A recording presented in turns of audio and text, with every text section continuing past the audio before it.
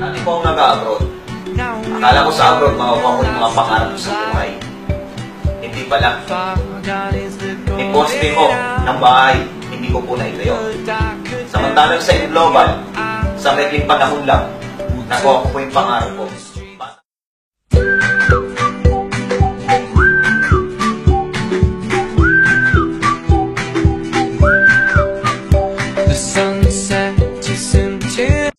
Bata pa lang po ako.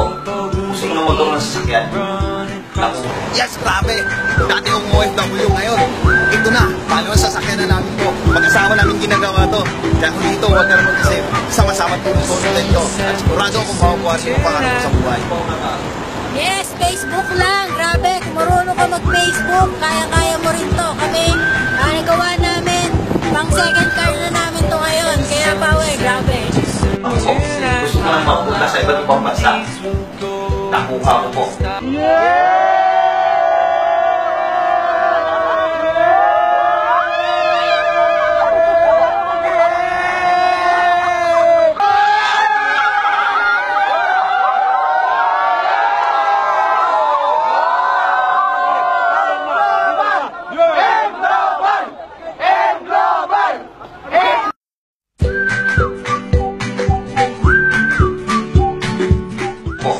Bata pa lang po ako.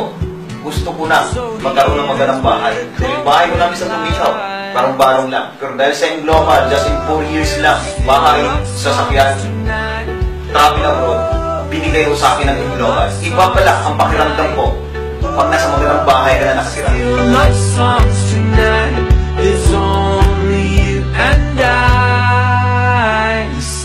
Maraming pangarap ng mga lalaki ang magkaroon ng sariling sasakyan. Ang good news naman po, binigay sa amin ng global yan. Kaming mga babae, mas lalong pangarap naman namin ang magkaroon ng sariling bahay. At hindi lang basta bahay, kundi magandang bahay. Grabe po, bago kami maglipat, hindi namin alam kung saan kami magsisimula. Kung anong kulay ilalagay namin sa sofa, kung anong kurtina, tapos yung timing namin, kung ano yung itsura niya.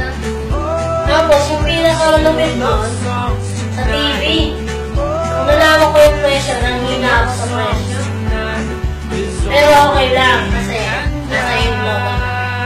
Iba pala pag may bagong bahay, gusto mo laging maaga umuwi. Excited na excited ka gusto mo makita ang dating bahay.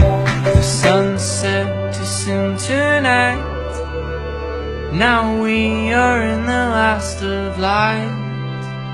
There's only you and I. Espiritu Santo, Amen. Ang pagpapala ng ating Panginoong Jesucristo, ang pag-ibig ng Diyos, Ama, at ang pagkaisa ng Espiritu Santo, nawa ay sumunod. Sa Inglobal, lahat ng pangarap posible. Salamat Inglobal! Power! Grabe!